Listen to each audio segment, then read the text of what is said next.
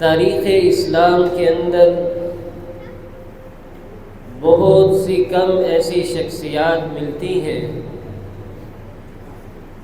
جن کے بارے میں وقت کے بڑے بڑے علماء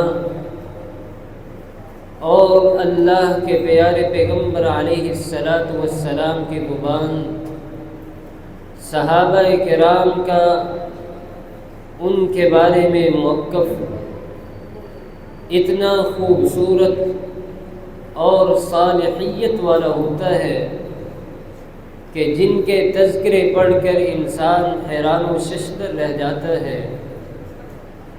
بہت کم شخصیات ہیں جو دنیا کے اندر اگر انہیں کسی قسم کی ذمہ داری سونپی گئی، اس انداز کے ساتھ اس ذمہ داری کو احسن انداز میں نبھانے کی کوشش کی اور اس کے ساتھ ساتھ اس ذمہ داری کے ہوتے ہوئے ایک ایسا انسان جس کا زہد و تقوی، للہیت، اللہ کا ڈر اس قدر شاندار ہو کہ وقت کے بڑے بڑے علماء، حکماء، ادباء ان کے پاس بیٹھنے کو، ان کی زندگی کو پڑھنے کی جسارت کرتے ہوں اور اپنے لیے سعادت مندی سمجھتے ہوں۔ انہی نفوس قدسیہ میں سے ایک بہت بڑے عظیم لیڈر، عظیم حکمران جسے خلیفہ ثانی کے نام سے جانا اور پہچانا جاتا ہے، میری مراد محترم جناب حضرت عمر فاروق رضی اللہ تعالی عنہ ہیں۔ 28 ذو الحجہ ان کی شہادت کا دن ہے۔ اسی نسبت سے آج کے اس مختصر خطبہ جمعۃ مبارک میں جناب عمر فاروق رضی اللہ تعالی عنہ کی سیرت، ان کے فضائل اور آخر میں اختصار کے ساتھ ان کی شہادت کا واقعہ بیان کرنا مقصود ہے۔ اللہ تعالیٰ سے دعا ہے کہ اللہ تعالیٰ اس عظیم شخصیت کے فضائل کو سن کر،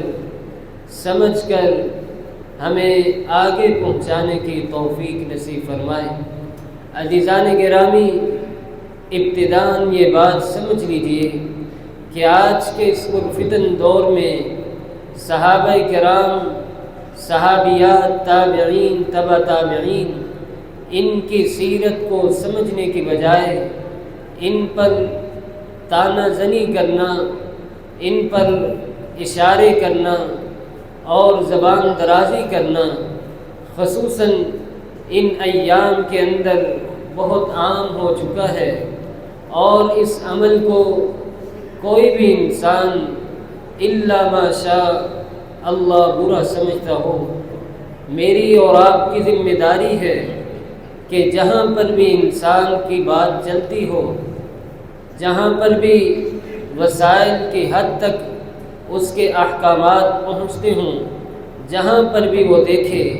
کہ صحابہ کرام کی گستاخی، صحابہ کرام کے بارے میں طعنہ زنی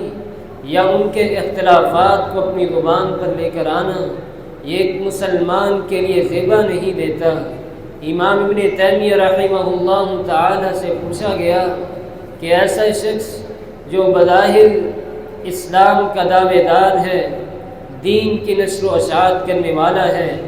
بظاہر اپنے آپ کو مسلمانوں کے اندر شمار کرتا ہے، لیکن اس کی زبان صحابہ کرام جیسی عظیم شخصیات پر طعنہ زنی کرنے سے محفوظ نہیں، ان کے بارے میں آپ کیا فتویٰ دیتے ہیں؟ امام ابن تیمیہ رحمہ اللہ تعالی نے اس موقع پر کہا تھا کہ ایسا ظالم انسان ہے کہ نہ تو اس کا دین اسلام کے ساتھ تعلق ہے، نہ ہی دین کے شاعر کے ساتھ اس کا تعلق ہے، بلکہ یہ ایسا بدبخت اور بد نصیب انسان ہے جسے میں اپنی زبان کے اندر زندیق کہتا ہوں۔ یہ سلف صالحین کا موقف ہے اس آدمی کے بارے میں جو صحابہ کرام پر تبربادی کرتا ہے، ان پر گفتگو کرنا، ان کے اختلافات کو اپنی زبان پر لے کر آنا میرے اور آپ کے لیے یہ شیوا نہیں۔ مجھے اور آپ کو کسی نے اختیار نہیں دیا، نہ ہی کسی نے یہ ذمہ داری دی ہے کہ ان شخصیات کو ٹٹولا جائے، ان کے اختلافات کو زبان پر لے کر آیا جائے۔ بالکل مجھے اور آپ کو قطعاً اس بات کی ضرورت نہیں۔ اگر ان باتوں کے اندر ہم چلے جائیں گے، ملوث ہو جائیں گے، یقیناً ہم اپنے ایمان کو خطرے کے اندر ڈالیں گے۔ تو آئیے آج کے اس مختصر خطبہ جمعۃ مبارک میں جناب عمر فاروق رضی اللہ تعالی عنہ کی فضیلت کے حوالے سے سب سے پہلی حدیث صحیح البخاری کی روایت ہے۔ جناب عبداللہ بن عباس رضی اللہ تعالی عنہ راوی ہیں، کہتے ہیں اللہ کے نبی علیہ السلام صحابہ کرام کے درمیان تشریف فرما تھے۔ فرمایا بینما انا نائم فعرضت علی اناس، میں خواب کی حالت میں، نیند کی حالت میں لیٹا ہوا تھا، اچانک مجھے خواب آتا ہے، مجھ پر کچھ لوگ پیش کیے جاتے ہیں اس حال میں کہ ان افراد نے اپنے اوپر قمیصیں پہنی ہوئی ہیں۔ کیفیت کیا ہے؟ بعض ایسے ہیں جن کی قمیص کی لمبائی سینے تک ہے، بعض ان میں سے ایسے ہیں جن کی قمیص کی لمبائی سینے سے اوپر تک ہے۔ یہ سلسلہ چلتا رہا، اچانک میرے سامنے خواب کی حالت میں جناب عمر فاروق رضی اللہ تعالیٰ عنہ کی شخصیت پیش کی جاتی ہے۔ ایسی عظیم، شاندار، پاکیزہ، صاف ستھری شخصیت ہے۔ کہتے ہیں کہ میں نے خواب میں دیکھا جناب عمر فاروق رضی اللہ تعالی عنہ نے جو قمیص پہنی ہے اتنی لمبائی ہے کہ چلتے ہیں پاؤں میں پھنس جاتی ہے، قمیص زمین پر گھسٹ رہی ہے۔ صحابہ کہتے ہیں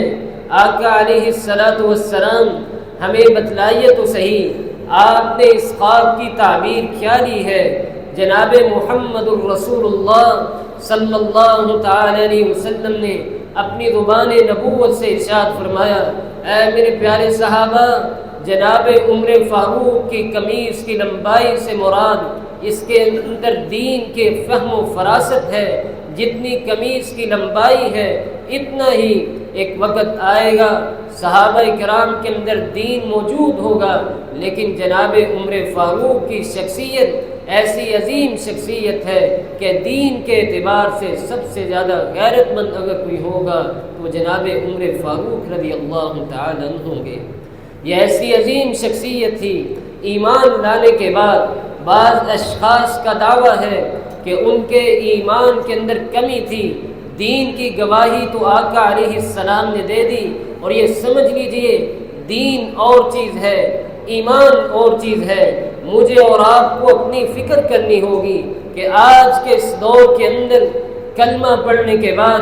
مسلمان ہونے کے بعد ہم اپنے آپ کو دیندار تو کہتے ہیں، دیندار ہونے کے دعوے دار تو ٹہراتے ہیں، لیکن کبھی ہم نے دیندار ہونے کی کوشش نہیں کی، دینداروں کے اوصاف اپنے اوپر لانے کی کوشش نہیں کی۔ آقا علیہ السلام جناب عمر فاروق کے بارے میں گواہی دے رہے ہیں۔ معاذ بن جبل راوی ہیں، صحیح البخاری کی روایت ہے۔ آقا علیہ السلام ارشاد فرماتے ہیں کہ میں جناب عمر فاروق کے ساتھ سفر پر تھا، چل رہا تھا، میرے ہاتھ جناب عمر فاروق کے ہاتھ کے اندر شمار تھے۔ اچانک میں نے کہا اے عمر فاروق مجھے بتلاؤ تو صحیح کہ میرے ساتھ تیری محبت کا دعویٰ کیا ہے؟ عمر فاروق رضی اللہ تعالیٰ عنہ کہتے ہیں انا احب، آقا علیہ السلام میں آپ کے ساتھ اپنی جان سے بھی زیادہ، اپنے ماں باپ سے بھی زیادہ آپ کی ذات سے محبت کرتا ہوں۔ اس حدیث کے اندر آقا علیہ السلام نے کہا کہ اے میرے پیارے عمر فاروق، اپنی جان سے زیادہ جب تک تم میرے ساتھ محبت کا دعویٰ نہیں کرو گے۔ اس سے قبل جناب عمر فاروق نے کہا تھا کہ میں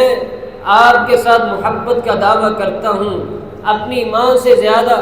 اپنے باپ سے زیادہ، لیکن جان سے زیادہ محبت نہیں رکھتا، اس وقت آقا علیہ السلام نے کہا تھا کہ اے میرے پیارے عمر فاروق، تو اتنی عظیم شخصیت ہے، اگر تو ایمان کا دعویٰ، محبت کا دعویٰ اپنے ماں باپ سے بھی زیادہ کرتا ہے لیکن اپنی جان سے زیادہ نہیں کرتا، تو اس وقت تک تو اپنے ایمان کے کامل درجے تک نہیں پہنچ سکتا۔ یہ بات سننی ہی تھی۔ جناب عمر فاروق رضی اللہ تعالیٰ عنہ نے کہا، آقا علیہ السلام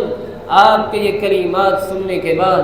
اب میں اس کیفیت پر پہنچا ہوں، اس نتیجے پر پہنچا ہوں کہ میں اپنے ماں باپ کے ساتھ ساتھ اپنی جان سے بھی زیادہ آپ کے ساتھ محبت کا دعویٰ کرتا ہوں۔ دین کے بعد ایمان کی بھی گواہی آقا علیہ السلام نے دی۔ اس کے بعد آخری گواہی جس پر آج کے علماء، آج کے فقہاء، ادباء اعتراض کرتے ہیں کہ جناب عمر فاروق رضی اللہ تعالی عنہ میں علم کی کمی تھی۔ بخاری کی روایت ہے، جناب عبداللہ بن مسعود رضی اللہ تعالی عنہ راوی ہیں، آقا علیہ السلام ارشاد فرماتے ہیں، بینما انا نائم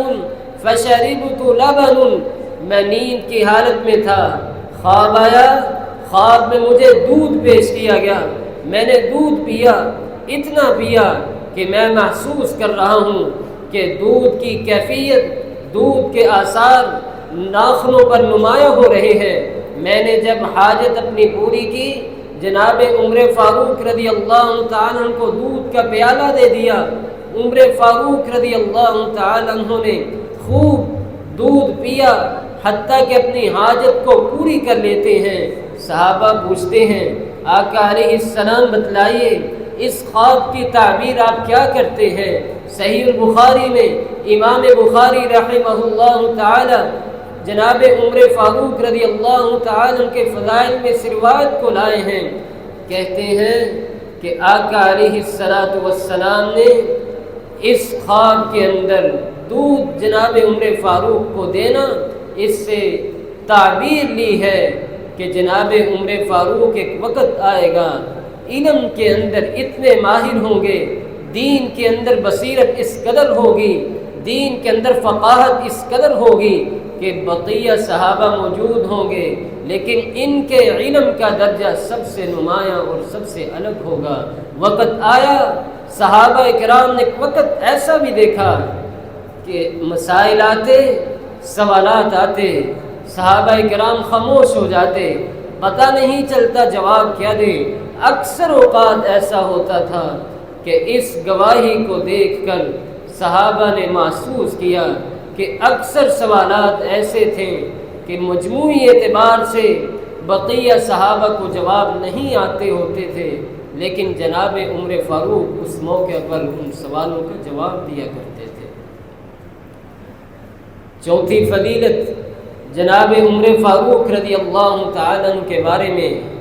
آقا علیہ السلام ارشاد فرماتے ہیں کہ میں جناب ابو بکر صدیق کے ساتھ، جناب عمر فاروق کے ساتھ احد پہاڑ پر چڑھا تھا، اچانک احد پہاڑ نے لرزنا شروع کر دیا۔ میں نے اس موقع پر کہا، اے احد پہاڑ، کیا تجھے یہ بات نہیں پتا کہ آج تیرے اوپر ایک نبی ہے، ایک صدیق ہے، ایک شہید ہے، تھم جا تھم جا۔ یہ کلمات سننے ہی تھے کہ احد پہاڑ اس موقع پر تھم جاتا ہے۔ یہ وہ عظیم شخصیت تھی جن کے بارے میں جناب محمد الرسول اللہ صلی اللہ تعالی علیہ وسلم نے ارشاد فرمایا تھا، کل قیامت کا دن ہوگا، سارے افراد جنت کے اندر چلے جائیں گے، جناب عمر فاروق کی شخصیت وہ عظیم شخصیت ہے جو جنت کے اندر انبیاء، رسل کے علاوہ جتنے بھی بوڑھے افراد، عمر رسیدہ افراد ہوں گے، ان کے جنت کے اندر یہ سردار ہوں گے، جنت کے اندر ان کی سرداری کریں گے۔ یہ اتنے عظیم حکمران نبی علیہ السلام کے پاس گزرے ہیں کہ ان کے بارے میں تاریخ بتلاتی ہے کہ تقریباً 10 سال 4 مہینے 14 دن اپنی خلافت کی ہے۔ اس خلافت کے دوران بہت سارے عظیم کارنامے سر انجام دیے ہیں۔ انہی کارناموں کو پیش نظر رکھتے ہوئے آج کے اس دور کے اندر کئی ایک محکمے، کئی ایک چیزیں اسی دور سے جناب عمر فاروق رضی اللہ تعالیٰ کی بنائی ہوئی چلتی آ رہی ہیں۔ ان کی آخری فضیلت جناب محمد الرسول اللہ صلی اللہ تعالی علیہ وسلم ارشاد فرماتے ہیں کہ عمر رضی اللہ تعالی عنہ وہ شخصیت ہے کہ مجھے پاس ایک صحابی رسول آتے ہیں، پوچھا احب الیک یا رسول اللہ، مجھے بتلائیے آپ کو سب سے زیادہ محبوب کون ہے؟ میں اکثر سوال پر جواب دیتا کہ اے سوال کرنے والے، مجھے سب سے زیادہ پیاری عائشہ لگتی ہے۔ سوال پھر ہوتا کہ عائشہ کے بعد سب سے زیادہ محبوب شخصیت کون ہے؟ میں کہتا ہوں مجھے عائشہ کا باپ جناب ابو بکر صدیق لگتے ہیں۔ تیسری مرتبہ پھر مجھ سے سوال ہوتا ہے کہ ابو بکر کے بعد اس کائنات کے اندر آپ سب سے زیادہ محبت کس سے رکھتے ہیں؟ اس موقع پر بھی آپ علیہ السلام نے ارشاد فرمایا تھا کہ اے سوال کرنے والے، جناب ابو بکر صدیق کے بعد سب سے زیادہ افضلیت، مقام، محبت میرے ہاں اگر ہے وہ جناب عمر فاروق رضی اللہ تعالیٰ کی شخصیت ہے۔ یہ وہ عظیم شخصیت تھی جن کے بارے میں آقا علیہ السلام نے ارشاد فرمایا تھا کہ اے عمر، تو وہ عظیم انسان ہے کہ جہاں سے تو گزرتا ہے شیطان وہ راستہ چھوڑ دیتا ہے۔ عمر رضی اللہ تعالیٰ وہ عظیم شخصیت ہے جن کے بارے میں آقا علیہ السلام نے ارشاد فرمایا تھا۔ جناب بلال کہتے ہیں ہم آقا علیہ السلام کے پاس بیٹھے تھے، آپ نے فرمایا کہ اب جو بھی شخص آئے گا تو نے اسے جنت کی بشارت دینی ہے۔ اچانک دروازہ کھٹکھٹایا گیا، میں نے دروازہ کھولا تو دیکھا جناب ابو بکر صدیق ہے۔ میں نے حکم کے مطابق جنت کی بشارت دے دی۔ دوسری مرتبہ دروازہ کھٹکھٹایا گیا، میں نے دروازہ کھولا